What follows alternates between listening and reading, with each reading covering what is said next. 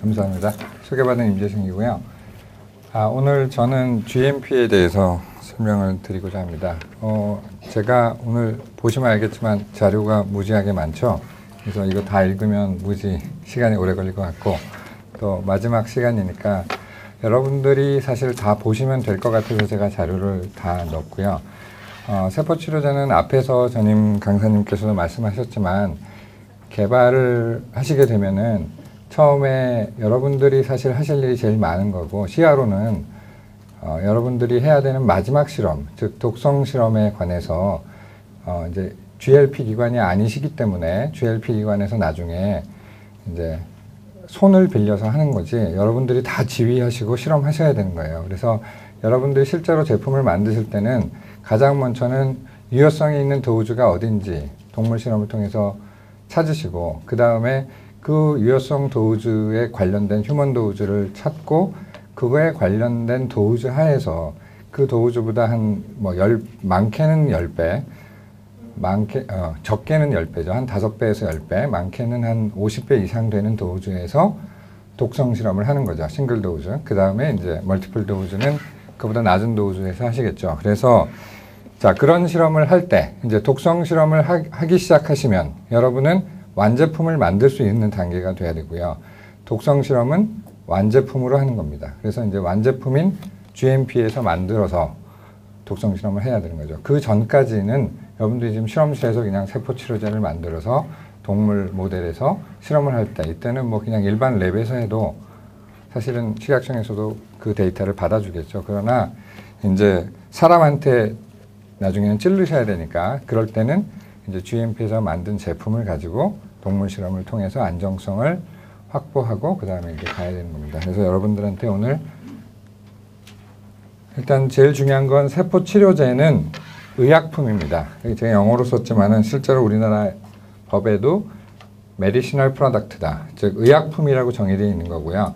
의약품은 여기 보시면 아시겠지만은 뭐 자가든 동종이든 이종이든 이런 세포들을 배양해서 물리적, 화학적, 그 다음에 생물학적 조작을 통해서 만들어진 의약품입니다. 그래서 이제 여러분들이 세포 치료와 세포 치료제를 구분하시는 게 중요합니다.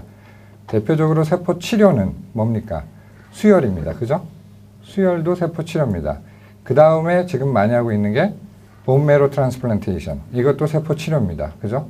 여기서 이제 더 넘어가서 뭐 지금 성형외과에서 하는 지방 석션 해서 지방 분리해서 줄기세포를 추출해서 다시 쏜다.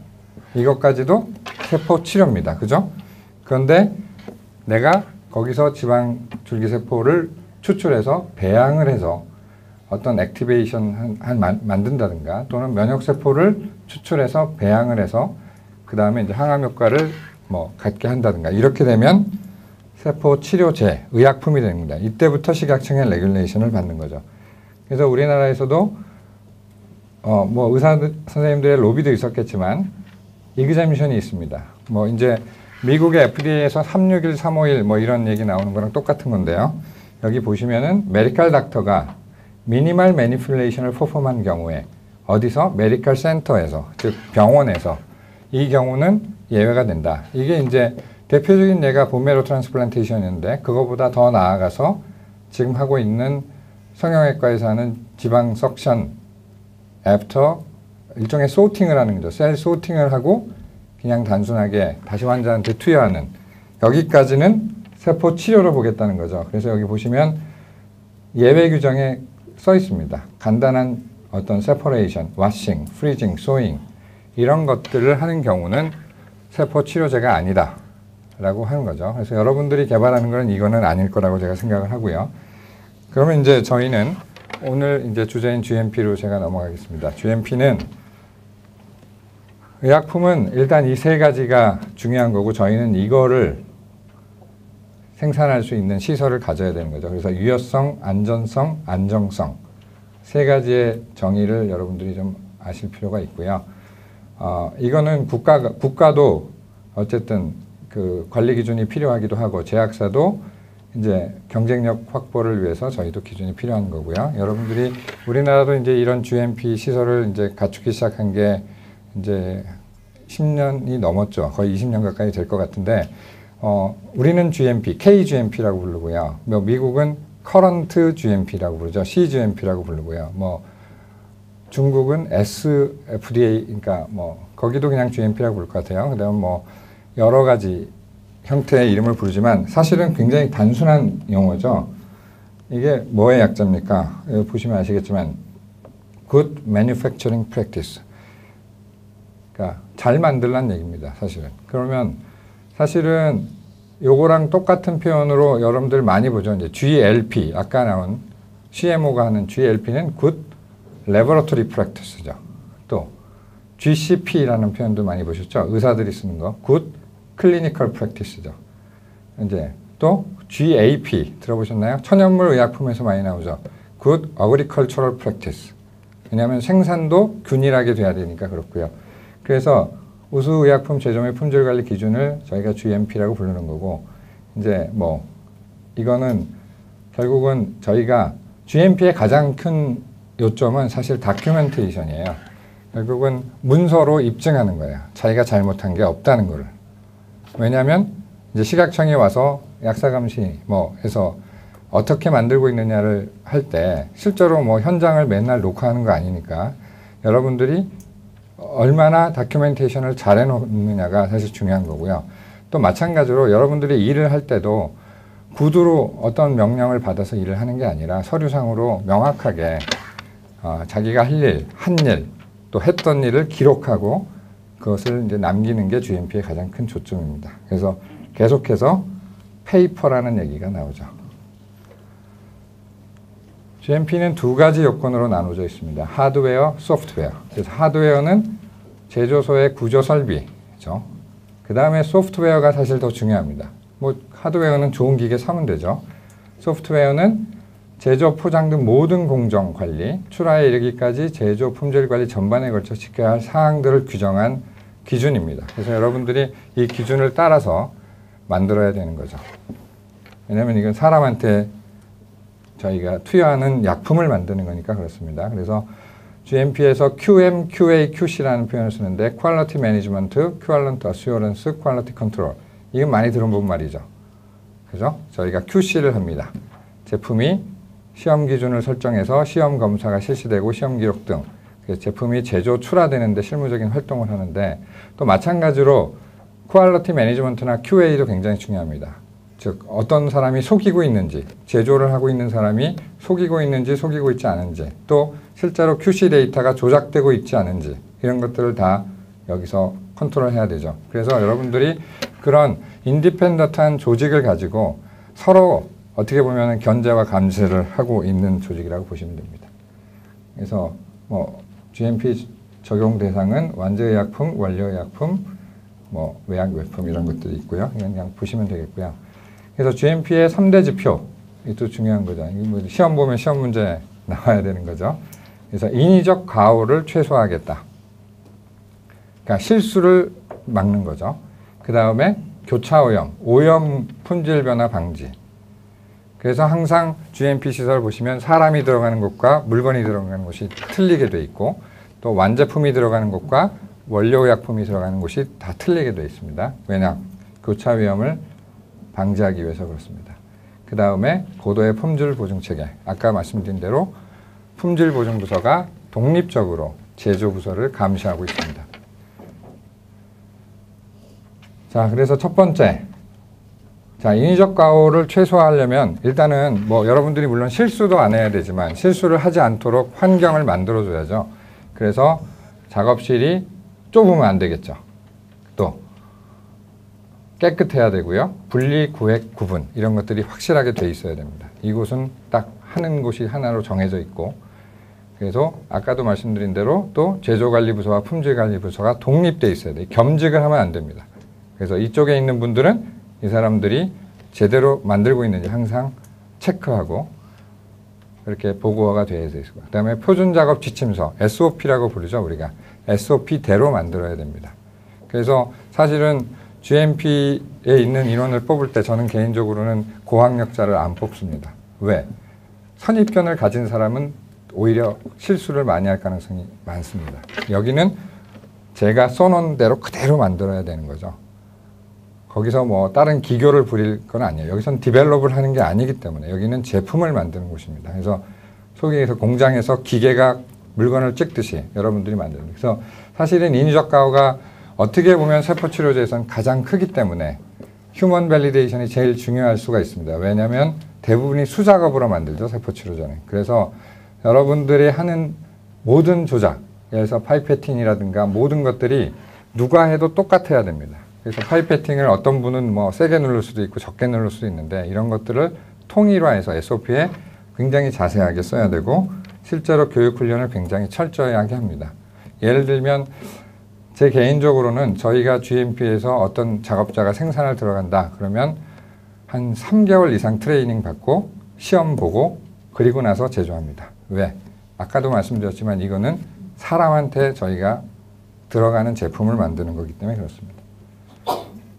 그 다음에 오염 방지를 위해서 뭐 이제 나중에도 나오겠지만 벤틸레이션, 공기 이런 거 중요하고요. 청소도 열심히 해야 되고요. 위생교육도 해야 되고요. 감기 걸린 사람 들어가서 작업하면 안 되겠죠. 제가 오늘 좀 감기 걸려서 목소리 안 좋은데 이런 사람들은 오늘 GMP에 들어가면 안 되는 거죠.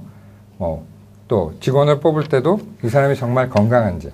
제가 개인적으로 건강검진 안 좋아하지만 제가 GMP 제조 책임자를 맡았을 당시에는 건강검진 했어요. 왜냐하면 안 하면 제조 책임자 할 수 없기 때문에. 그래서 이런 것들을 철저히 해야 됩니다. 품질 보증 체계 확립을 위해서는 독립된 권한을 가져야 됩니다. 그래서 이 부서에서 제조관리 부서가 예를 들어서 저희가 QC를 해서 체크를 해서 제품이 잘못됐다고 인정되면 제품 폐기를 명령할 수 있는 이런 권한을 갖고 있습니다. 공장장하고도 공장장의 말을 안 들을 권리도 가지고 있어요. 예를 들어서 이 제품은 문제가 있다. 난 버려야 된다. 버려야 됩니다.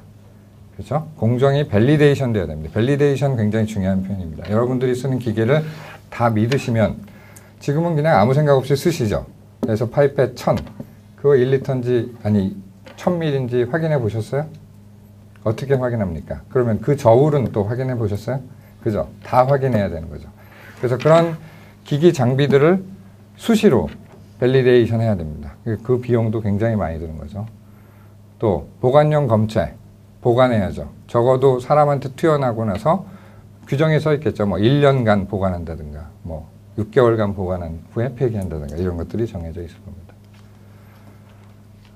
관련 규정은 뭐 일단은 약사법에 다 써 있는 거니까 넘어가고요. 대통령령 뭐 이런 거 이제 있는 거니까 약사법 이런 건 좀 읽어보시기 바랍니다. 자, 문서 아까도 제가 얘기했지만 중요하다고 그랬죠. 종이, 페이퍼, 다큐멘테이션이 사실 GMP의 핵심입니다. 그래서 문서는 문서와 기록을 구분해서 사용하고 문서라고 하는 것은 여러분들이 SOP입니다. 그러니까 여러분들 개정 절차를 통해서 계속 발전 소멸해 가는 거죠. 근데 기록은 아까도 얘기했지만 아까 전인 발표자도 얘기했지만 이렇게 다 쓰는 거죠. 로우 데이터를 쓰는 거죠. 그 로우 데이터는 한 번 쓰고 나면 변화가 없는 거죠. 고칠 수 없는 겁니다. 그래서 고칠 때는 화이트로 지우시면서 고치는 게 아니라 볼펜으로 긋고 거기다 사인하고 고친 날짜 쓰고 고치는 거고요. 사실은 되도록이면 그것도 없어야 되는 거죠. 여러분들 남자분들은 군대 가면은 군대 서류는 다 못 고치죠. 고치려면 어떻게 하는 줄 아세요? 처음부터 다시 써요. GMP도 아마 조작하시려면 처음부터 다시 써야 돼요. 근데 조작하기 무지하게 힘듭니다. 왜? 다큐멘테이션이 하나만 있는 게 아니라 거기에 연관돼서 이렇게 연결고리가 있는 다큐멘테이션이 무지하게 많아요. 그래서 조작하기 어렵게 만들어 놨기 때문에 사실은 식약청이 보면은 이 데이터가 조작됐는지 안 되는지 데이터를 찾다 보면 다 나오게 돼 있어요. 그래서 이제 그런 것들 때문에 GMP가 중요한 거죠. 그래서 문서 관리, 여기 보시면은 각 문서를 잘 식별해야 되고 보관도 잘 하셔야 되고 뭐 개정 상태 뭐 이런 것들 쭉 시험 일자 뭐 그다음에 뭐 언제까지 이런 거 아까 뭐 이렇게 한꺼번에 쫙 찍으면 1분 만에 나오니까 문제가 되는 것들 여기도 마찬가지죠. 그런 것들 될 수가 있죠. 자, 그다음에 또 문서가 사실은 이런 구두 전달의 문제점은 뭐 여러분들 이런 오락 프로그램에 이런 거 많이 나오죠. 그죠? 정보되면 끝까지 가면은 변형이 되잖아요. 변형되기도 쉽고 또 가다 잊어버릴 수도 있고 그렇죠? 그래서 이런 것들이 문제이기 때문에 저희가 다 기록을 남긴다. 그래서 문서는 귀중한 자원이고요. 왜냐? 누가 나가도 사실은 아무런 문제가 없죠. 그 다음에 의사소통의 수단이고요. 문서를 통해서 대화하는 거예요, 여러분들은. 그 다음에 역시 마찬가지로 어떤 일탈이나 이런 계속해서 일탈이 생긴다 그러면 우리는 문제가 있으니까 그 문제를 해결해야 되는 거니까 그런 의사결정을 하는데 중요한 역할을 하고 또 역사죠. 결국은 우리가 제품을 얼마나 생산했고 어떤 일이 있었고 이런 것들이 다 기록이 되는 겁니다. 그래서 결국은 문서로 우리는 법적 기준을 준수하고 있다는 것을 증명하시는 것이 우리가 하는 GMP입니다. 그래서 문서 관리의 중요성 넘어가고요. 문서는 두 가지 형태로 또 여기서 보시면 포지션에서도 두 가지로 나누죠. 기능 문서가 있고 기록서가 있고요. 아까도 말씀드린 기능 문서는 이제 SOP와 같은 거고요. 여기는 이제 여러분이 직접 로우 데이터를 쓰는 거겠죠. 서술 문서, SOP에 관련된 거죠. 서식 문서는 뭐 제조 지시서라든가 이런 것들이 해당되겠습니다. 그래서 보고서 작성의 9대 원칙입니다. 여기 보시면은 중요한 거, 판독성 정확하게 쓰셔야 됩니다. 그래서 연필 이런 걸로 쓰시면 안 되죠. 그 다음에 즉시성, 이것도 중요하죠. 직접 쓰셔야 되고요. 뭐 다 한 다음에 와서 나중에 쓴다 이런 거 잊어버리면 안 되니까 일관성이 있어야 되고 명확성, 완결성, 진실성. 진실성도 중요한 거죠. 거짓말을 하면 안 되는 거니까 이런 겁니다. 뭐 이런 건 이제 쭉 읽고 그 다음에 또 하나 여기서 보면 통일된 단어로 써야 됩니다. 누구는 무균 작업대, 누구는 클린 벤치 이렇게 쓰면 안 되죠. 용어 통일해야 되고요. 명칭 부여 그래서 항상 하고요. 정해진 스타일과 형식에 맞게 작성합니다. 그래서 이것도 역시 마찬가지로 자유가 있는 게 아니라 교육받은 대로 그대로 써야 됩니다. 그 다음에 또 문서를 쉽게 찾을 수 있도록 관리도 잘 하셔야 되고요. 그래서 어떻게 쓸 것인지에 관해서도 GMP에서는 다 정하고 그것을 그대로 사용합니다. 배포해서 교육받고 그대로 사용하는 겁니다. 자, 보관 방법, 뭐 문서의 검토, 문서의 승인 이런 것들은 여러분들이 그냥 쭉 보시고요. 그 다음에 문서의 배포,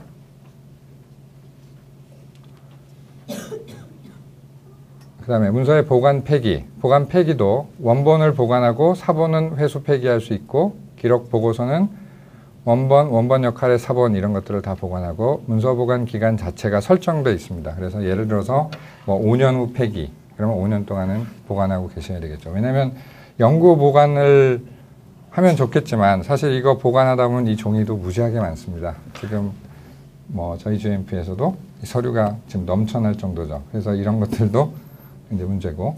그래서 이제 많이 소프트웨어 프로그램도 만들고 하는데 소프트웨어 프로그램은 또 여전히 뭐 해킹의 문제도 있고 여러 가지가 있기 때문에 지금은 소프트웨어 프로그램이 있다 하더라도 똑같이 또 페이퍼도 씁니다. 그러니까 사실은 작업자 입장에서는 더 귀찮을 수 있어요. 차라리 그냥 문서 쓰는 게 더 편하다.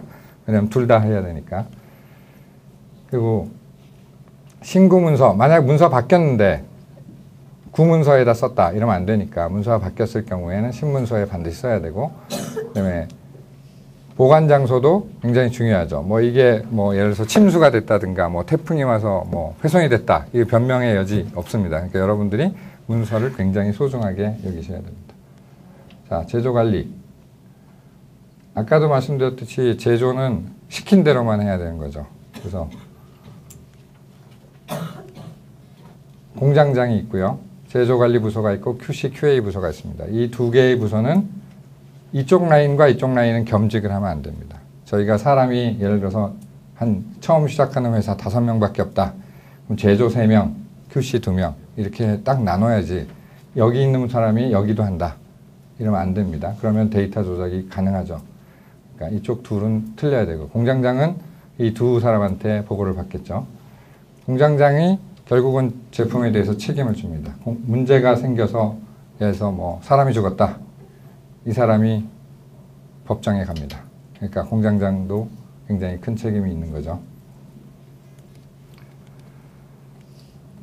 제조부서 책임자는 제조지시서에 의해서 작업을 지시하고 아까도 얘기했지만 문서에 의해서 작업을 지시합니다. 구두로 지시하지 않습니다. 그래서 제조 지시서에 따라 제조되는지 점검 확인해야 된다. 그래서 제조 지시서를 아주 자세하게 써야 됩니다. 그래서 거기에다가 다 기록하게 내가 몇 미리의 미디움을 넣고 그게 언제 갈았고 또 뭘 했고 이런 식으로 그래서 다 쓸 수 있도록 제조 번호도 부여시켜 주고요.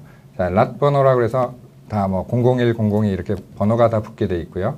또 유효기간, 그 다음 뭐 제조 단위, 뭐 이런 것들이 쭉 이렇게 기록이 되게 되어 있습니다. 그래서 아까도 얘기했듯이 인위적 가와 혼동을 방지하기 위해서 제조 공정을 표준화해서 우수한 품질의 제품을 조사할 목적으로 작성하는 것이고요. 제조 지시서는요. 그래서 제조 공정에 따라서 제조를 하시고 또 제조 지시서에 분명히 보면은 어느 시점에서는 품질 관리에 물건을 보내서 중간 품질을 체크해라 이런 것들이 다 써 있습니다. 그래서 이제 그럴 경우에 품질 부서에 중간 제품을 보내서 체크하고 그 체크가 합격이 되면 다음 스텝으로 넘어가고 이런 것들이 다 기록이 되어 있으니까 그런 것들을 다 기록하게 되어 있고 지금 현재 제조 지시 및 기록서는 제품의 사용 기간 완료 후 3년까지 보관한다. 이렇게 이제 되어 있습니다. 제조와 관련된 문서 되게 많죠.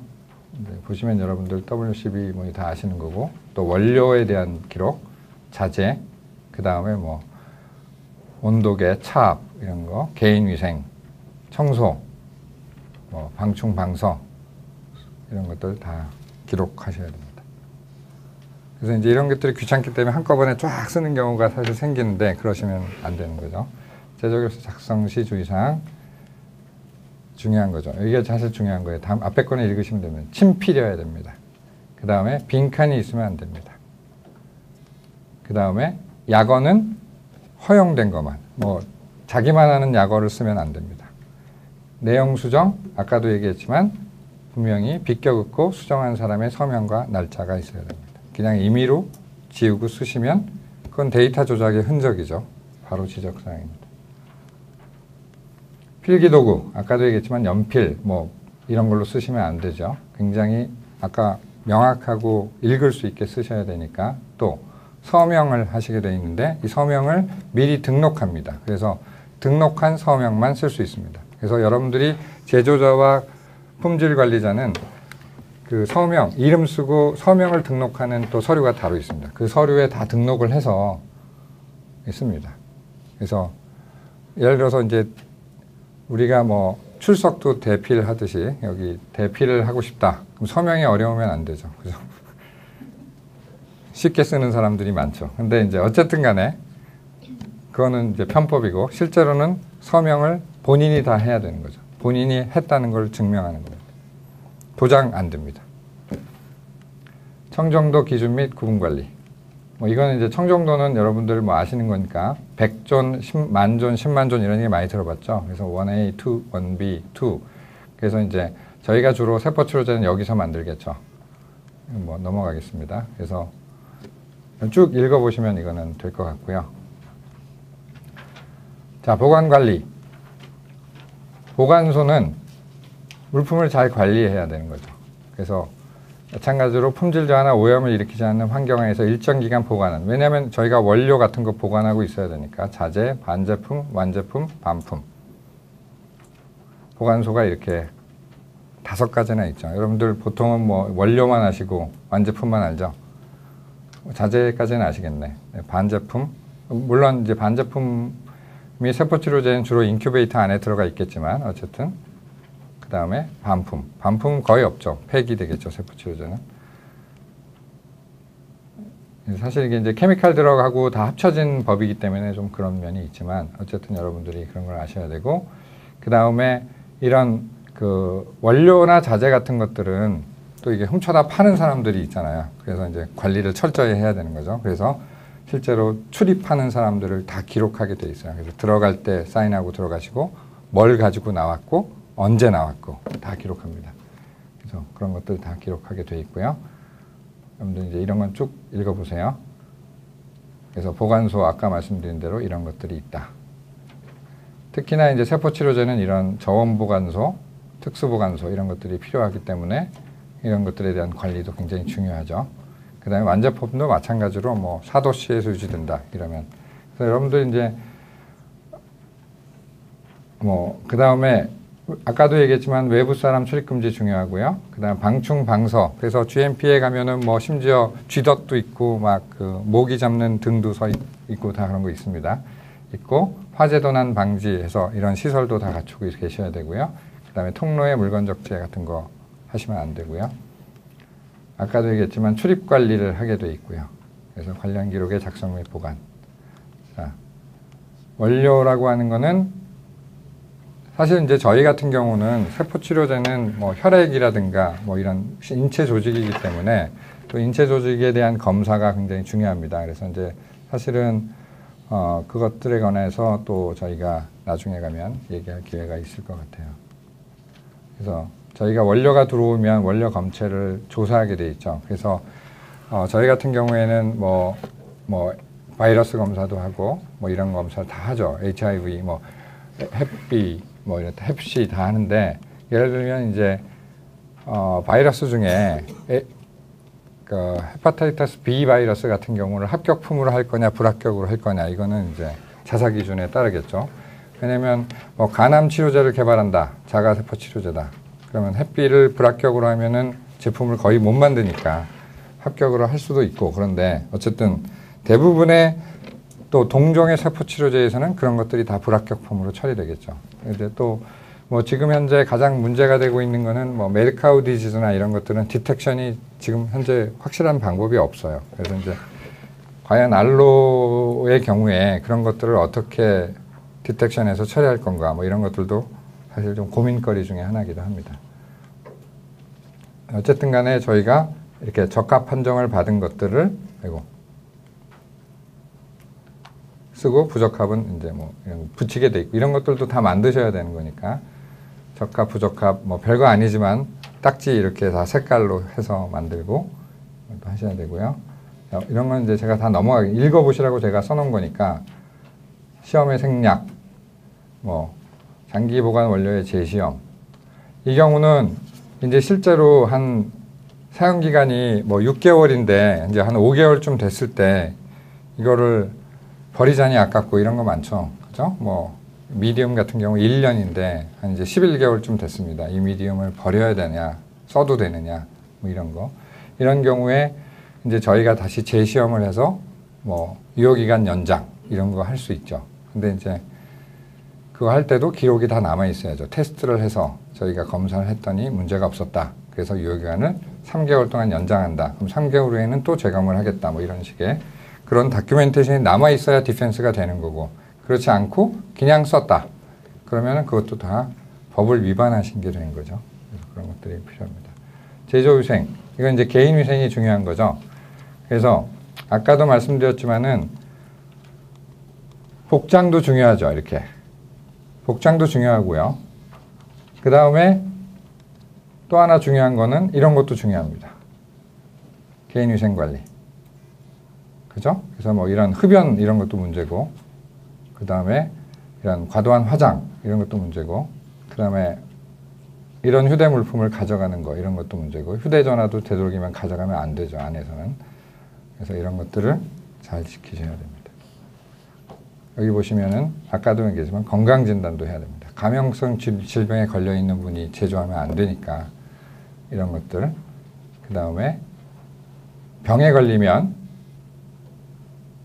신고해서 그날은 쉰다든가 뭐 이런 거 해야 됩니다. 왜냐면 아까도 얘기했지만 저희가 만드는 제품이 사람한테 쓰이는 거니까 저희는 신경을 써야 됩니다. 자, 수세 및 소독 이런 건 이제 여러분들이 그냥 읽어보시면 될 것 같아요. 이거는 프린트 상태가 안 좋네요. 자, 환경 모니터링. 자, 이거는 중요하죠. 클래스 100, 클래스 10,000, 클래스 10만 이런 경우에 더티 포인트를 설정해 가지고 저희가 부유균이 있는지 뭐 이런 떠다니는 균 이런 걸 이제 환경 모니터링을 합니다. 그래서 환경 모니터링을 하는 이런 기준을 다 만들어 가지고 저희가 배양을 해서 환경 모니터링에 합격한 곳에서 만들어야 되겠죠. 이건 이제 굉장히 많은 곳에서 세포치료제에 또 이 미팅에 가보시면 퀴즈로 많이 나오는 게 이런 거예요. 이제 정말 중요한 제품을 만들었어요.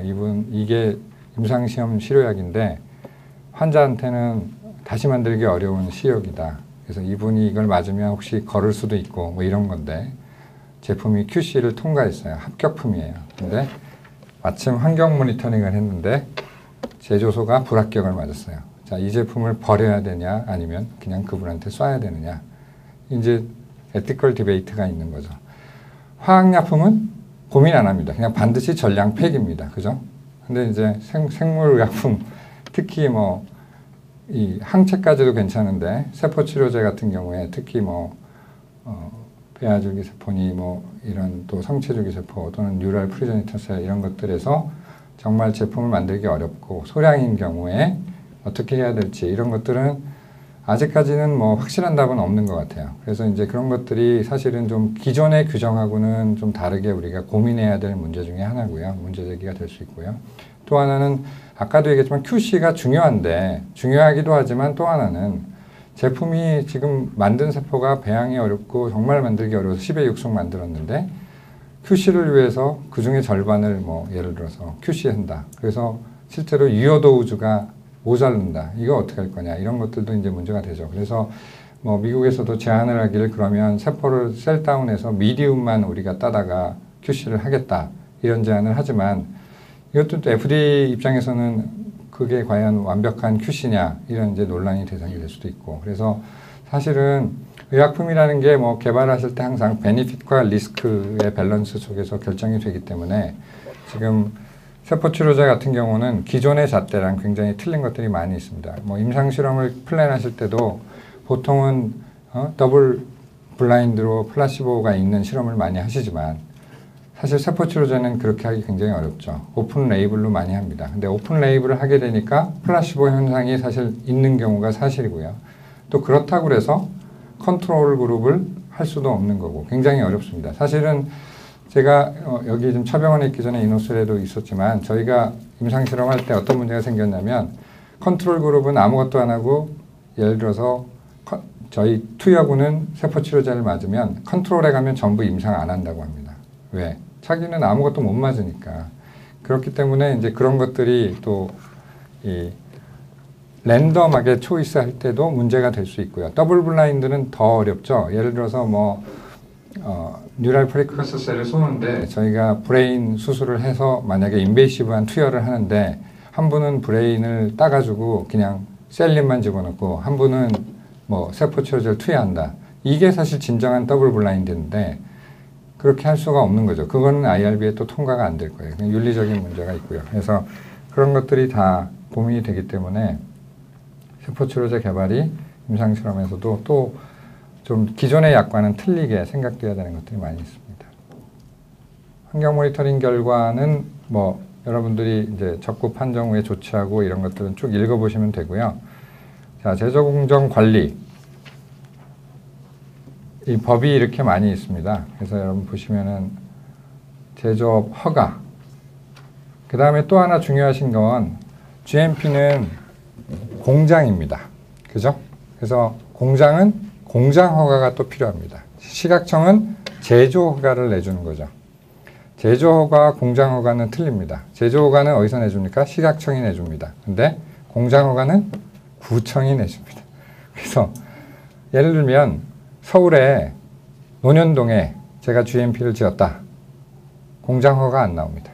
아시죠? 서울시에는 제조 허가를 받을 수 있는 곳은 구로공단하고 성수공단밖에 없어요. 그죠? 그런데 내가 논현동에다 GMP를 지어서 제조 허가를 받았다. 받을 수 있어요. 그죠? 제조 허가까지는. 근데 공장 허가가 안 납니다. 그래서 여러분들이 그런 실수를 하시면 안 되니까 공장을 어디다 짓느냐도 중요합니다. 예를 들어서 메디포스트가 처음에 GMP를 어디다 지었냐면 아산병원에다 지었습니다. 그죠? 아산병원의 GMP 굉장히 잘 지었는데 공장 허가가 안 나왔어요. 그죠? 그래서 나중에 그 탱크 다 들고 다시 구로동으로 갔죠. 엄청난 손해를 봤을 거예요. 그래서 여러분들 그것도 굉장히 중요합니다. 공장 물론 경기도 성남 뭐 이런 데 지으면 되지만 연구단지 이런 데 또 허가 안 납니다. 그래서 항상 GMP 시설을 지으실 때는 공장 허가를 받을 수 있는 부지인가, 그것도 굉장히 중요한 포인트입니다. 지금 제가 있는 차병원도 병원 부지니까 저희가 있는 GMP는 공장은 아니니까 결국은 연구용 제품만 만들 수 있는 거지 실제로 상업용 제품은 못 만드는 겁니다. 그것도 여러분들이 기억하셔야 되는 것 중에 하나입니다. 약사법은 이제 쭉 읽으셔야 됩니다. 그래서 아까도 얘기했듯이 작업소 출입이 제한되어야 됩니다. 그 다음에 청결 상태 확인, 규격, 그 다음에 만약에 QC에서 문제가 생겼을 때는 원인을 조사해서 그 원인이 무엇인지 규명하는 게 중요하고요. 그 다음에 제조 공정 중 기준 일탈한 반제품을 재가공한 경우, 이 경우는 다시 품질보증부서 책임자의 승인을 받아야 되고요. 그 다음에 이런 것들을 쭉 읽어보시면 되겠습니다. 그래서 이 약사법 시행규칙은 제가 읽어보시라고 넘어가겠고요.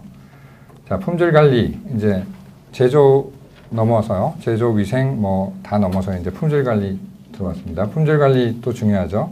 품질관리 시험 항목, 시험 방법.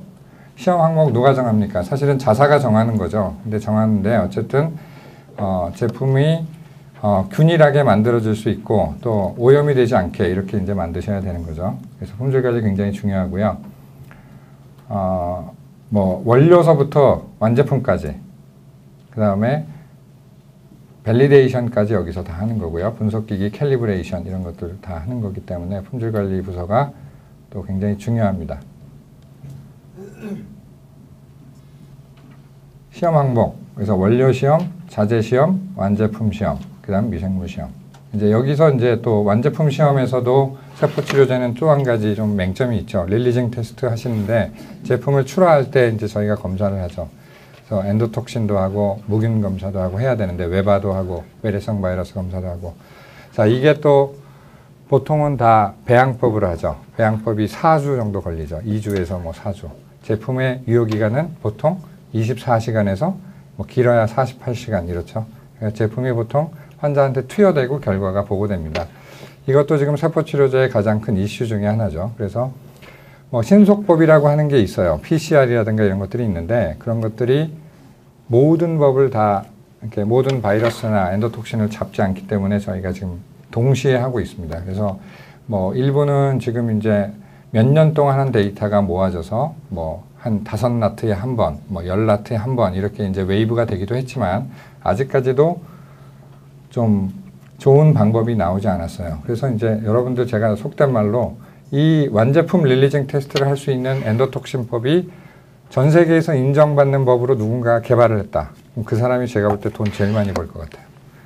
그렇죠. 지금은 그것 때문에 들어가는 비용이 굉장히 많습니다. 모기준 시험 이런 건 이제 여러분들 다 아실 거예요. 그래서 이 배양법 하는 방법, 직접법, 멤브레인 필터법, 또 마이크로플라즈마 이런 거는 제가 그냥 읽어보시라고 넘어가겠습니다. 증균 배양법 이런 건 이제 방법이니까. 외래성 바이러스 부정 실험.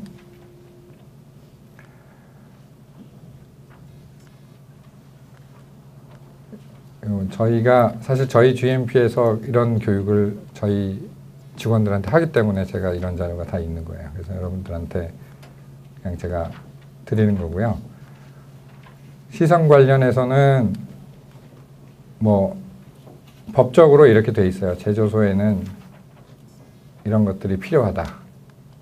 이게 또 이제 법이니까 여러분들 쭉 읽어보시면 되고요. 여러분들이 아시겠지만 저희는 대부분 주사제를 만드는 거죠. 세포치료제는 대부분 주사제예요. 그러니까 주사제에 해당하는 법을 보시면 되고요.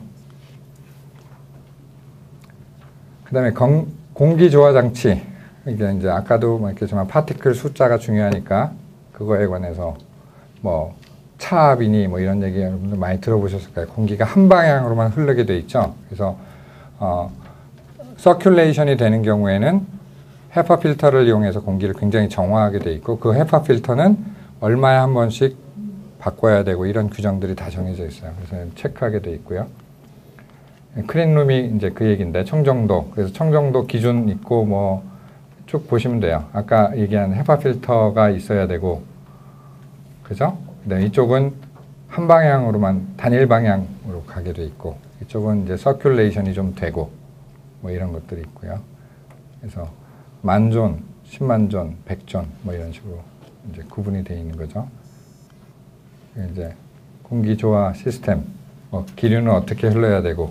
그래서 사실은 여러분들 GMP에서 일을 해보셨는지 모르겠는데 GMP에서 일을 하시면 차압이 걸려서 아주 예민한 분은 가장 클린한 룸에 가면 공기가 계속해서 바깥으로 나가기 때문에 머리가 아프다는 분도 계세요. 사실은. 거기다 온통 뒤집어 쓰고 일하잖아요. 그죠? 그리고 제가 직원들한테 늘 얘기하지만 안경도 꼭 쓰시는 게 좋아요. 그죠? 눈으로 뭐가 튀어들어가도 안 좋으니까 안경도 쓰시는 게 좋고.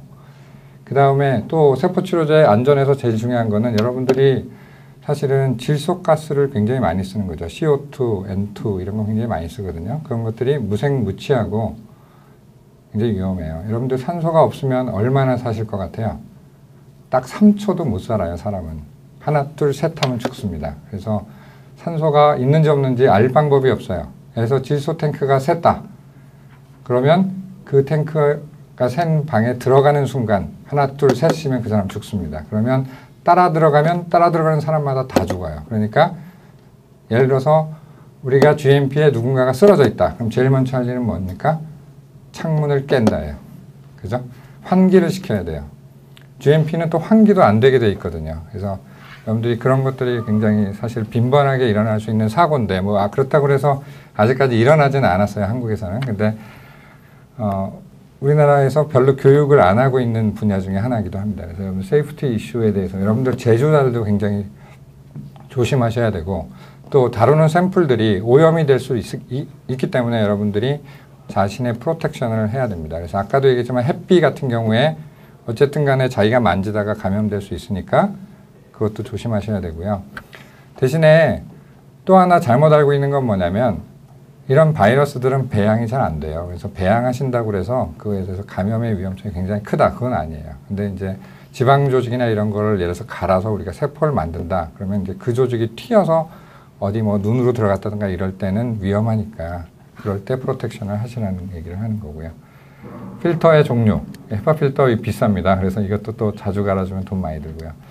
밸리데이션이 굉장히 중요해요. 여러분들 아까도 말씀드렸듯이 어떤 기계를 다 기계를 믿고 쓰시는데 뭐 팩스건 뭐건 이런 것들을 사실은 그 기계가 제대로 작동하고 있는지 아셔야 되는 거잖아요. 그렇지 않으면 또 제품을 잘못 만든 거니까. 그래서 밸리데이션이라는 건 절차, 공정, 자재, 장비, 자재, 활동, 시스템이 의약품 제조에 적합하도록 하기 위하여 사전에 설정된 시험법에 따라 수행하여 예상된 결과를 이끌어낼 수 있도록 하는 문서화된 활동입니다. 그래서 여러분들 뭐 단순한 기계에 대한 밸리데이션만 하는 게 아니라 생산 공정, 프로세스 밸리데이션, 그죠? 그 다음에 또 우리가 하고 있는 QC가 과연 맞는지 어떤 평가 기준에 대해서도 마찬가지고 뭐 방법, 그 다음에 뭐 서류 이런 것들 전부 다 밸리데이션 하시는 거죠.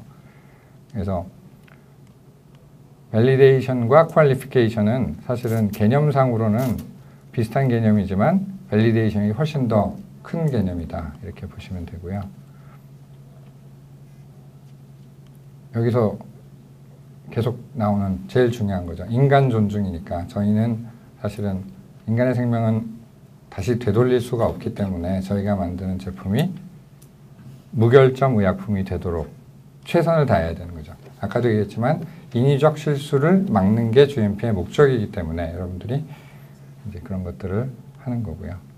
그래서 저희가 밸리데이션 해야 되는 게 이렇게 많죠. 이 중에 제가 볼 때 세포치료제는 사실은 여기가 제일 중요해요.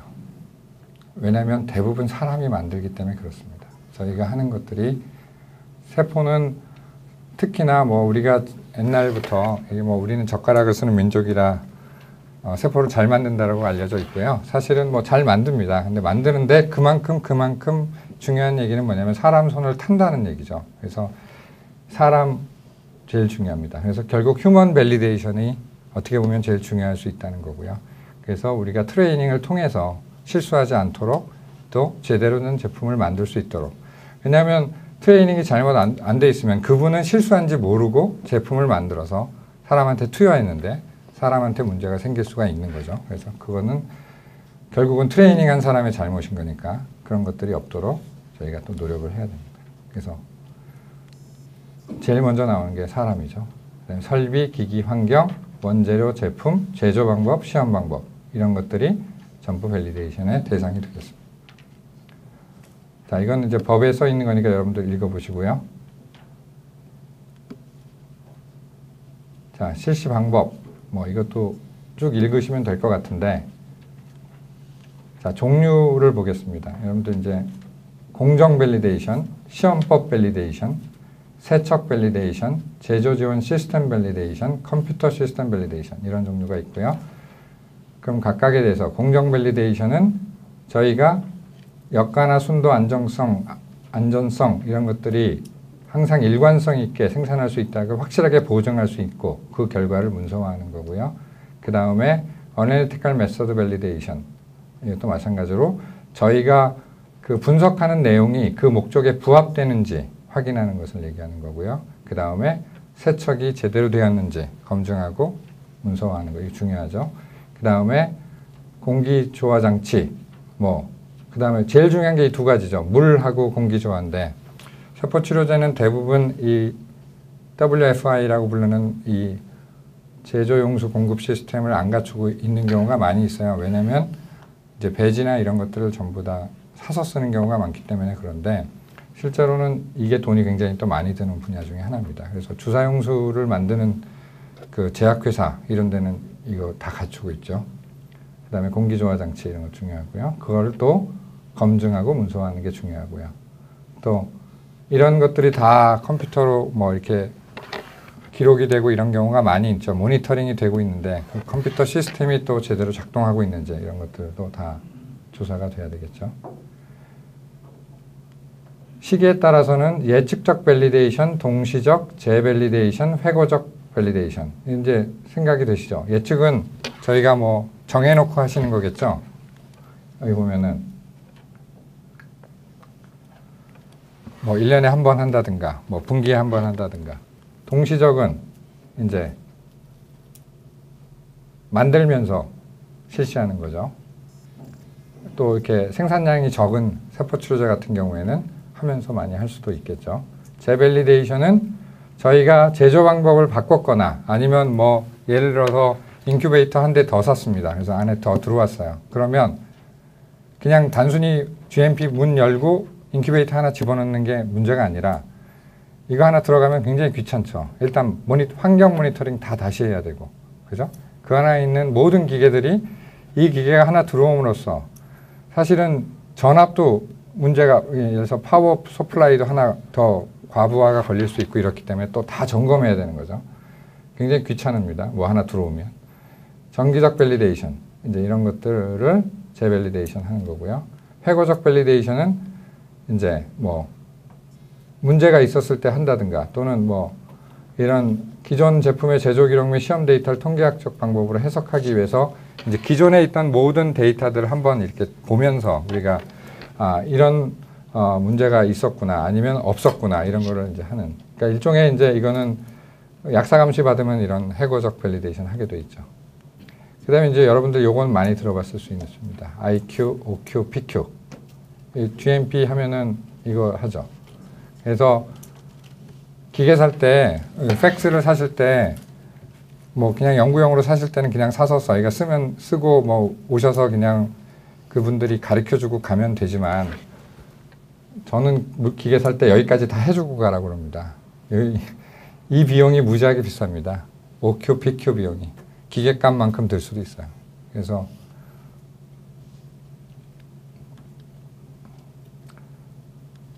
이런 것들이 다 서류화 돼 있어야 되는 거예요. GMP 안에서는요. 그래서 여기 보면 IQ는 사실은 매뉴얼 있고 이러면 되니까 별거 아닌데 이제 OQ서부터는 이게 제대로 작동하는지 검증하고 문서화하는 겁니다. 그래서 가동 조건의 한계까지 가동할 만한 가동이 증명돼서 설계되어 있는지, 운전 컨트롤, 경보장치, 스위치, 디스플레이에 다른 포함되어 있고, 충분히 기술되어 있어요. 이런 것들 다 이제 물건 살 때 해달라고 해야 되고요. 그 다음에 PQ는 퍼포먼스 퀄리티 컨트롤이니까 이제 실제로 기계가 사용될 때 또 잘 되고 있는지 이런 것들을 검증하고 문서화하는 방법입니다. 그래서 이렇게 플랜을 짜고 어떻게 검증할 건지 플랜을 따시고 방법을 만들고 테스트하고 보고서 쓰고 이게 하나의 품질 부서가 해야 될 일입니다. 각각의 기계에 대해서 우리가 예를 들어서 뭐 파이펫을 검증하겠다. 그럼 파이펫을 우리가 1mm 따다가 무게를 재서 이렇게 검증하거나 아니면 뭐 외부에 보내거나 이렇게 하시겠죠. 그 플랜을 짜가지고 저희가 이렇게 하나하나를 하셔서 기록하시는 거 중요합니다.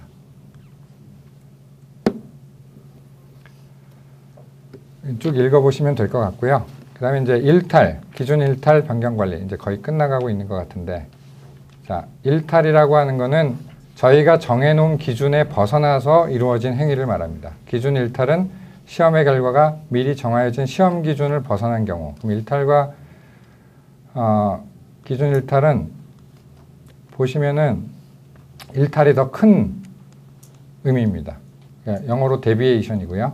여기 보시면 일탈 관리의 목적은 이제 품질에 영향을 미칠 수 있는 상황이 발생했을 때 대책을 세우고 나중에 그런 일이 또 발생했을 때는 이제 그런 일이 생기지 않도록 하기 위해서 저희가 기록을 하는 거고요. 일탈도 예를 들면은 뭐 제조 공정 실패 이런 이제 좀 굉장히 심각한 일탈이죠. 그런데 뭐 예를 들면 이런 것들 캘리브레이션 유효기간 초과 예를 들면 뭐 저희가 파이펫을 분기에 한 번씩 밸리데이션 하기로 했는데 이미 지나갔다. 이건 그렇게 중요한 일탈은 아니죠. 그러나 어쨌든 지금 서류상으로는 문제가 있는 도구를 쓴 거니까 이제 이런 것들이 보고되고 그러면 왜 이게 3개월이 다 됐는데도 안 됐는지 뭐 이런 건 이제 보고가 돼서 다음부터는 그런 일이 없어야 되겠죠. 마찬가지로 공급자 실수, 뭐 유효기간이 지난 걸 줬다든가 이런 걸 우리가 다 자재 검사하고 원료 검사해서 체크했어야 되는데도 불구하고 또 실수할 수도 있는 거고요. 그래서 일탈 보고서를 작성해서 책임자한테 확인을 받고 책임자는 그 내용을 나중에 전파해야죠. 이런 문제가 발생했으니까 다른 사람도 주의해라. 그죠? 그 사람을 벌하고자 하는 게 아니라 그런 일이 또 발생하면 안 되기 때문에 이런 것들이 중요하고요. 그래서 항상 이런 것들이 보고가 돼서 저희가 모든 사람들이 알게 하는 게 사실 또 GMP에서 중요한 일입니다. 여기 보면 이제 중대한 일탈이 있고 중대하지 않은 일탈이 있는데 품질에 영향을 미치는 일탈, 또 품질과 무관한 일탈, 이제 이런 것들. 그래서 이 경우는 이제 제품이 결국은 제조 중지가 되거나 이런 아주 심각한 문제를 초월할 수도 있고요. 이 경우는 이제 제품이 출하될 수 있지만 어쨌든 사후에 앞으로는 이런 일이 없어야 되겠다. 이런 보고서가 있어야 되는 거죠. 그 다음에 일탈 관리 뭐 이런 거 이제 있고요. 그 다음에 기준 일탈. 기준 일탈은 어떤 원인에 의해서든 시험 결과가 정한 기준값 범위를 벗어난 경우. 그래서 뭐 적용 범위는 원자재 시험이나 반제품, 완제품의 시험, 환경 모니터링, 뭐 수탁 실험실, 안정성 시험 이런 것들이 있고요. 이 경우는 뭐 실험자가 실수를 할 수도 있죠. 그래서 실험을 다시 해야 된다. 그 경우도 일단 기준 일탈이에요. 그래서 보고하고 실험 다시 해야 되는 거지. 그 앞에 거는 안 한 걸로 치고 다시 한다. 이거는 말이 안 되는 거예요. 그러니까 여러분들은 아까도 얘기했지만 즉시성으로 다 쓰는 거니까 실험을 한번 실수할 수도 있죠, 사람이. 그러면 혼나겠죠, 일단. 근데 혼나는 게 두려워서 이걸 속이면 안 되고 다 기록하셔야 되고 그 경우에 다음부터는 그런 일이 없도록 해야 되고 그리고 이제 트레이닝한 사람도 잘못이니까 저는 그 사람부터 다 불러서 혼나야 되는 거죠. 그죠? 왜 이런 애가 실험을 했느냐. 이것부터 시작되는 거죠. 그죠?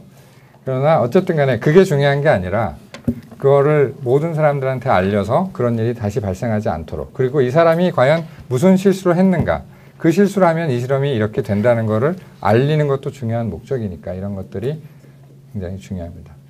이제 이런 것들은 실험 다시 하면 다시 합격이 될 수도 있으니까 사실 부적합하게 안 되는 경우도 있죠. 그래서 이제 이런 것들을 중요할 수 있습니다. 그다음에 체인지도 아까도 말씀드렸지만 굉장히 귀찮은 일 중에 하나죠. 그래서 사실은 일단은 SOP화되고 GMP 안에 들어가면 임상시험 들어갔다 이러면 제조 방법을 바꾸는 게 굉장히 어렵습니다. 그러나 그럼에도 불구하고 저희가 또 연구개발 하다 보면 고쳐져야 되니까 이런 것들을 또 그리고 프로세스도 개발할 수 있고 그런 거니까 이런 것들에 대해서 저희가 또 변경을 관리하는 이런 문서가 있으면 사실은 또 문제가 없어요. 그러니까 변경이라고 하는 게 절대로 안 된다는 아니고 관리를 해서 기록화돼 있으면 할 수 있는 거니까 여러분들이 그거에 관해서. 그리고 여기 보면 제일 중요한 거는 변경관리 대상이 되는 것. 이게 중요하죠. 이럴 때는 식약청에 신고를 해야 되는 거죠. 그죠? 그러니까 제조 방법, 공급 제조자 변경. 그래서 물건을 어디서 받았는데 딴 데서 산다. 지금 이제 가장 여러분들이 또 하나 문제가 되는 게 이런 거예요. 예를 들어서 제가 어느 시약을 하나 사고 있는데 이 시약을 만드는 회사가 벤처 회사예요. 저희가 임상실험하면 뭐 3년, 5년도 할 수 있잖아요. 아, 근데 회사 망했어. 그리고 물건을 더 이상 살 수가 없습니다. 그럼 임상실험 이거 어떡합니까? 잘못하면 진짜 임상실험 꽝입니다. 처음부터 다시. 그죠? 심각한 문제죠. 그래서 실제로 공급자 큰 데랑 일하는 것도 중요할 수도 있고요. 반대로 얘기하면은 벤처회사랑 일하려면 벤처회사하고 계약을 하셔야 돼요. 어떤 계약을 해야 되냐. 니네가 망하면 니네의 방법을 우리한테 가르쳐준다. 예를 들어서 제조법을 걔네들이 알고 있는 거라고 하면, 노하우라고 하면 그거에 관해서 우리가 처음에 디스클로저를 해서 우리가 생산을 딴 데다 맡기든 위탁 생산을 하든 뭐 할 수 있게 해주겠다. 이런 어떤 그런 계약도 필요할 수도 있습니다. 여러분들이 새로운 제품을 이용해서 새로운 걸 만들었을 때 제조자가 여러분들이 살아남아 있는 동안에 계속 살아남아 있으리라고 생각하시면 안 돼요. 그런 것도 굉장히 중요할 수 있습니다. 그 다음 단위, 볼륨도 바뀔 수 있죠. 주사제 100ml였는데 150ml로 늘릴 수도 있고 이런 것들 다 청소 방법 변경 이런 것들도 다 변경 관리의 대상이 됩니다. 그래서 기록화하시고 일부는 식약청에도 얘기해야 되는 것도 있고요. 그런 것들이 있습니다.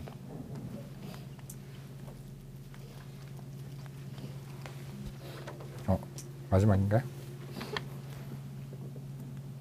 예, 여기까지 하겠습니다. 질문이 있으시면. 네, 질문사항이 있으면 질문 부탁드리겠습니다. 잘 들었습니다. 한 가지만 질문드리겠습니다. 사업화 임상인 경우에는 상관없지만 저희가 연구자 임상인 경우에는 맨파워도 부족하고 라지 스케일로 하는 것도 아닌데 이거를 정말 스트릭트하게 방금 설명해 주신 거를 우리가 그거를 따라야만 되는 건지 아니면 좀 약식으로 하는 그런 방법이 있는 건지 그게 좀 궁금하거든요. 일단은 연구자 임상은요. GLP에서도 가능할 가능성이 좀 있습니다. 그래서 약간 플렉서블합니다. 방법 같은 것도 사실은 대신에 한 가지 여러분들이 좀 아셔야 되는 거는 연구자 임상의 데이터는 상업용 임상의 데이터로 사용되지 않습니다. 참고 자료가 될 뿐입니다. 그래서 실제로는 심하게 얘기하면요. 아까 얘기한 GLP 기관에서 나온 G 모델의 실험 데이터만도 못하게 취급받습니다. 상업 임상에서는.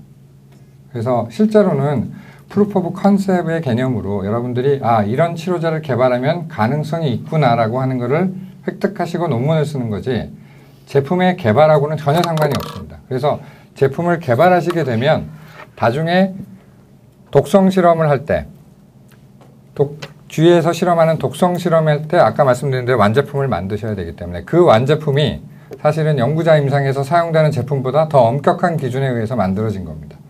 그래서 사실은 그렇다고 해서 위험한 거를 제가 쏴야 된다는 뜻은 아니고요. 다만 그만큼 연구자 임상은 왜냐하면 저희가 개발 중일 때는 프로토콜이 사실 확실하지 않은 거지 않습니까? 배양법도 변할 수 있고 또 이 환자한테는 이렇게 투여했는데 다음에는 좀 다른 방법으로 해보고도 할 수도 있고요. 그래서 그런 것들은 플렉서빌리티가 가능한데 다만 여전히 기록은 중요합니다. 그래서 기록을 잘 하시는 거는 굉장히 중요할 것 같고요. 여러분들이 지금 저희가 가장 이제 취약점이 되고 있는 것들이 뭐냐면 연구자들이 기록을 특히 즉시 안 한다는 거. 실험 다 하고 나서 책상에 앉아서 회고하듯이 쓰신다는 거. 이렇게 되면 분명히 빼먹습니다. 그래서 기록을 즉시 하는 게 중요하고요. 그렇게 되면 연구자 임상은 좀 플렉서블하게 하실 수 있습니다. 그리고 아까도 얘기한 이런 QC도 사실은 조금 플렉서블 할 수 있습니다. 그러나 그게 상업임상으로 넘어가게 되면 얘기가 틀려집니다. 그래서 이제 상업임상은 결국은 제품화되고 아까도 얘기하면 리스크 vs 베네핏을 얘기하시면 영부자 임상의 경우는 굉장히 터미널 환자한테 저희가 어떤 베네핏이 그래도 있으니까 리스크를 걸고 투여하는 거고요. 이제 제품이 상용화되면 사실은 불특정 다수에게 팔릴 수 있기 때문에 유효성보다 안정성이 더 중요하다고 생각될 수도 있거든요. 그래서 이제 제품이 퀄리티가 굉장히 중요합니다. 그래서 제품이 위험하지 않아야 되는 게 중요하죠. 예를 들어서 덴드리온이라는 제품이 이제 팔리고 있는데 미국에서 그게 투여돼서 맞자마자 사람이 죽었다. 그럼 그건 굉장히 큰 약화사고죠. 그러나 임상 연구 중에 뭐 투여된 환자가 뭐 잘못됐다. 이건 그럴 수도 있다. 이렇게 얘기합니다. 그래서 이제 그거의 차이는 굉장히 크다고 보시면 됩니다.